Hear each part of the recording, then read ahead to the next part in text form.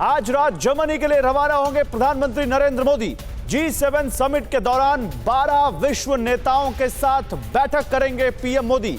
Munich में भारतीय मूल के लोगों को भी संबोधित करेंगे पीएम मोदी। G7 समिट के लिए भारत को मिला है स्पेशल न्योता, स्पेशल इनवाइटी है भारत। G7 समिट में 28 जून को UAE के लिए रवाना होंगे पीएम मोदी। तो देखिए, एक तरफ G7 की मीटिंग है, दूसरी तरफ नेटो की मीटिंग है। पीएम G7 की मीटिंग में शामिल होने के लिए आज शाम रवाना हो रहे हैं। उसके बाद वो UAE भी जाएंगे और प्रधानमंत्री नरेंद्र मोदी का ये G7 मीटिंग में 12 विश्व नेताओं के साथ मुलाकात का कार्यक्रम है, जो अपने आप में बहुत अहम हो जाता है। म्यूनिख में भारतीय मूल के लोगों को भी संबोधित करेंगे प्रधानमंत्री नरेंद्र मोदी इसके बाद। और सीधे चलते हैं, मनीष झा इस वक्त जर्मनी के म्यूनिख से हमें ज्वाइन कर रहे हैं, उनके पास चलते हैं जहां क्या इस वक्त तैयारियां हैं इस G7 समिट को लेकर। सीधे उनसे बात करते हैं। मनीष, G7 समिट जिस पर सबकी निगाहें लगी हुई हैं और उसके बहुत कारण हैं। यूक्रेन और रूस का युद्ध तो है ही, लेकिन बढ़ती महंगाई, एनर्जी क्राइसिस और उसके अलावा सामने रिसेशन की आहट, इन सब को लेकर G7 में जरूर बातचीत होगी। अभी आप ग्राउंड जीरो पर हैं, प्रधानमंत्री आज रात निकलने वाले हैं यहां से, बताइए क्या वहां पर तैयारियां हैं?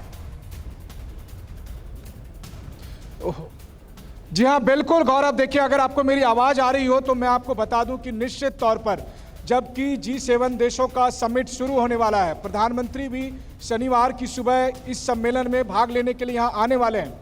TV9 भारतवर्ष की टीम यहाँ पर मौजूद है और मैं आपको आंखों देखा हाल बताऊं तो जहां एक तरफ G7 देशों के समिट की यहाँ काफी तैयारियां की गई है, वहीं दूसरी तरफ म्यूनिख और यूरोप के कई शहरों से भारतीयों का आना यहाँ शुरू हो चुका है, ताकि वो शनिवार की शाम में प्रधानमंत्री का यहाँ के बहुचर्चित ऑडी डोम स्टेडियम में संबोधन सुन सके। तो अगर भारत के पर्सपेक्टिव से बात करें तो भारत के लोगों को सबसे बड़ी बात यही लगती है कि G7 जो कि अमीर देशों का एक क्लब कहा जाता है, वहां पर भारत को आमंत्रित किया गया है, जबकि चीन को यहाँ नहीं बुलाया गया है। और क्रीमिया के एक्सेशन के बाद से रूस को भी G7 से हटा दिया गया था। तो वैसी स्थिति में अमीर देशों के बीच मनीष, ये वही कैसल है जहां पर मीटिंग होनी है? तो भारत की हिस्सेदारी, क्या ये वही कैसल है जो आपके बैकड्रॉप में हम देख पा रहे हैं? आप इससे समझ सकते हैं। लेकिन अहम बात यह है कि प्रधानमंत्री मोदी की मौजूदगी में सबसे बड़ा सवाल यही होगा कि जिस म्यूनिख का इतिहास है कि वो वर्ल्ड वॉर के साथ उसका डायरेक्ट कनेक्शन है, जहां पर बैठकर पश्चिमी देश के नेता ये तय करते हैं कि युद्ध चाहिए या शांति, वहां प्रधानमंत्री मोदी, ठीक है। आखिर मनीष, आता हूं मैं आपके पास। मनीष, आपके पास आता हूं और बात करते हैं इस बारे में। पीछे आपके जो विजुअल दिख रहे हैं, मैं जहां तक समझ पा रहा हूं ये वही कैसल है जहां पर दुनिया के सबसे ताकतवर G7 कंट्रीज के समझे जाने वाले देशों के राष्ट्र प्रमुख वहां आएंगे, मिलेंगे। लेकिन G7 है क्या, ग्रुप ऑफ 7 क्या है, समझिए आप इसको और उसके बाद आगे बढ़ते हैं। हमारे साथ आज बहुत खास मेहमान है जो आपको ये सब समझाएंगे भी, और जो सबसे बड़ा मुद्दा है रूस और चीन, इनको काउंटर करने के लिए G7 से क्या ना आ सकता है ये बताऊंगा आपको। लेकिन पहले G7 को जानिए। 7 यानी 7 देशों का समूह, सदस्य देश 7 हैं। पहली मीटिंग इन 6 देशों की हुई थी 1975 में। अगर जीडीपी में इन 7 देशों का कंट्रीब्यूशन देखें तो लगभग आधे से थोड़ा सा कम 40% जीडीपी कंट्रोल करते हैं ये देश। समझिए कितने ताकतवर हैं, पैसे के लिहाज से सबसे अमीर देश कहलाते हैं। दुनिया की संपत्ति की 58% संपत्ति 2018 तक इन देशों के पास थी।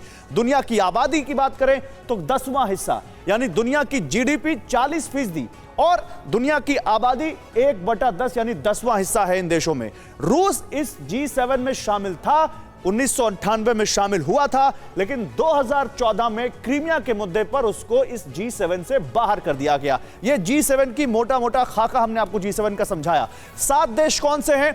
दुनिया का सबसे ताकतवर मुल्क माना जाने वाला अमेरिका, उसके बाद France, Britain, Germany, Japan, Italy, Canada, ये तमाम साथी यहां पर G7 के साथ साथी यहां पर मिलते हुए दिखाई देंगे हमें। लेकिन इन G7 देशों के बाद आगे कुछ और आमंत्रित साथी भी हैं जिनको बुलाया गया है, उसके बाद उनके बारे में जानिए। भारत, प्रधानमंत्री नरेंद्र मोदी जा रहे हैं आज। इसके बाद इंडोनेशिया, अर्जेंटीना, सेनेगल और दक्षिण अफ्रीका, इन देशों के राष्ट्र प्रमुख भी आ रहे हैं इस मीटिंग में शामिल होने। G7 वैसे तो जो दुनिया के समसामयिक मुद्दे होते हैं उन पर मिलते हैं, बात करते हैं, और इस वक्त रूस और यूक्रेन का मुद्दा तो है ही, लेकिन रूस और यूक्रेन के मुद्दे के साथ साथ जो आउटलाइन खींची जा रही है, जो नैरेटिव सेट किया जा रहा है, वो ये कि चीन भी एक बहुत बड़ा खतरा है दुनिया के सामने।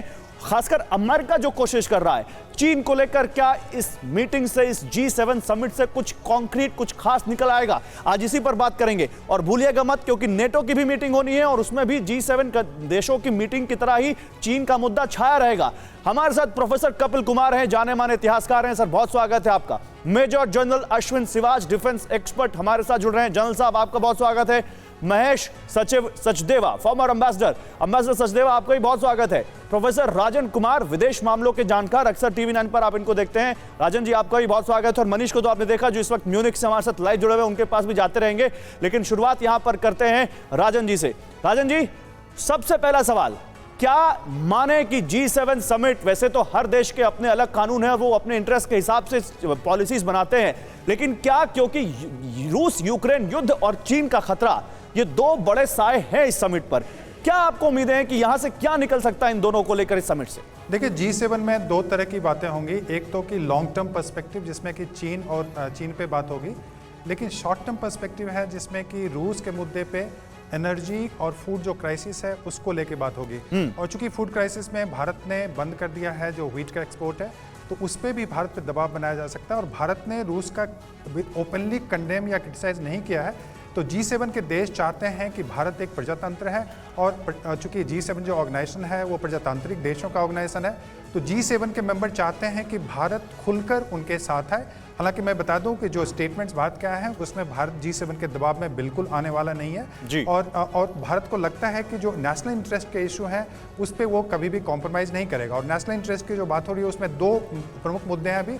एक तो रूस को लेके कि रूस पे भारत दबाव पे नहीं आएगा, और दूसरी बात जो फूड एक्सपोर्ट की बात होगी, और एनर्जी भी चूंकि रूस से इम्पोर्ट कर रहा है भारत, तो उस पर भी G7 देश कहना चाहते हैं भारत को कि आप वहाँ से एनर्जी इम्पोर्ट बंद कीजिए। और मैं बिल्कुल दावे के साथ कह सकता हूँ कि भारत इस ढंग के दबाव में बिल्कुल भी नहीं आएगा। चलिए, जो आप जो दावा कर रहे हैं, कमोबेश हम सबको उस दावे पर भरोसा है, क्योंकि पिछले कुछ दिनों में जिस तरह से भारत ने अपनी फॉरेन पॉलिसी को दुनिया के सामने रखा है और दुनिया को बताया है कि भारत के लिए सबसे पहले उसके इंटरेस्ट अहम है, कहीं ना कहीं उसी पॉलिसी पर भारत आगे बढ़ते हुए दिखाई देगा। लेकिन प्रोफेसर कपिल, आपको क्या लगता है सर, जिस तरह से अमेरिका बार बार चीन पर फोकस कर रहा है, आप अमेरिका के तमाम डिप्लोमेट से सुन लीजिए, अमेरिका के जो ब्यूरोक्रेट्स हैं उनको सुन लीजिए, या उनके डिफेंस एक्सपर्ट्स को सुन लीजिए, वो रूस और यूक्रेन के साथ चीन को जोड़ते हैं और कहते हैं कि जिस तरह से चीन ने न केवल रूस का खंडन नहीं किया युद्ध को लेकर, बल्कि रूस पर लगाए गए प्रतिबंधों का विरोध किया, आने वाले दिनों में चीन बहुत बड़ा खतरा बन सकता है। तो क्या ये जो दुनिया के जो सबसे अमीर देशों का संगठन है, ये क्या कुछ कर पाएगा अपनी इस मीटिंग में चीन के खिलाफ? कि मैं प्रोफेसर राजन जी की बात से सहमत होते हुए उस बात को थोड़ा आगे बढ़ाऊंगा कि हर देश अपने इंटरेस्ट से चल रहा है, या हमारा क्या इंटरेस्ट है। मैं आपको एक चीज ये बता दूं कि चीन का जहां तक सवाल है, भारत चीन के विरोध में साथ देने के लिए तैयार रहेगा। लेकिन एक बात मैं यहां और बता दूं कि अगर यूरोपीय शक्तियां चीन से पंगा लेकर के और युद्ध छेड़ती हैं, तो चीन की इतनी हिम्मत नहीं है कि वो एक भारत के साथ और फ्रंट खोल सके। ये मैं आपको बता दूं। दूसरी बात मैं आपको बता दूं, जहां तक रूस का सवाल है, भारत का इंटरेस्ट जो है वो रूस के साथ अपनी मित्रता बनाए रखने में है, क्योंकि ये जो आज बात कर रहे हैं, आपने कहा कि डेमोक्रेसी वाले ये 7 देश हैं G7 वाले, ये डेमोक्रेसी वाले 1970-71 में कहा थे, जब पाकिस्तान में डेमोक्रेसी को कत्ल करके और बांग्लादेश के जो डेमोक्रेसी के इलेक्शन की जीते हुए लोग थे उनके खिलाफ इन्होंने किसका साथ दिया था? आर्मी के डिक्टेटर का साथ दिया था, हमारे ऊपर 7th फ्लीट भेजा था। हम उस इतिहास को नहीं भूल सकते हैं। तीसरी चीज मैं आपको बता दूं, जो आपने खाने के पदार्थों की बात की है, मालूम है कौन मर रहा है इस समय? जो छोटे छोटे देश है। आप कैरेबियन के देश देखिए, 40% वहां पे आटे की कीमत बढ़ गई है। अरे अमेरिका तेरे में भंडार पड़ा है गेहूं का, तू किसी में ध्यान देगा? ये सिर्फ अपना पैसा बनाने में लगे हुए हैं। और एक चीज और बता दूं, ये जो 7 G7 के देश है ना, इनमें से लड़ने की क्षमता किसमें है मुझे बताइए? जापान पे सेना है क्या लड़ने के लिए? कनाडा पे है क्या लड़ने के लिए? इंग्लैंड समझता है कि आज भी वो दुनिया का बहुत बड़ा साम्राज्य लिए हुआ है। अरे बत्ती बंद हो जाएगी इंग्लैंड की अगर लड़ाई शुरू हो गई तो। आज उसके पास कोई उपनिवेशों ठीक के है। आदमी और स्रोत नहीं है इस्तेमाल करने के लिए। नहीं तो फिर चाइना से वो हेड ऑन होगा कैसे? अगर आप कह रहे हैं कि इनके पास ताकत नहीं है तो अमेरिका क्या सबको मदद देगा और अमेरिका सबकी रक्षा करेगा अगर ऐसा कुछ होता है? खासकर जापान से तो सामने चाइना का विवाद है, ईस्ट चाइना सी में तो सामने विवाद है। अमेरिका का डाउनफॉल उस दिन से शुरू हो गया जिस दिन ये तालिबानियों को पुरस्कार देके अफगानिस्तान से भाग के आए।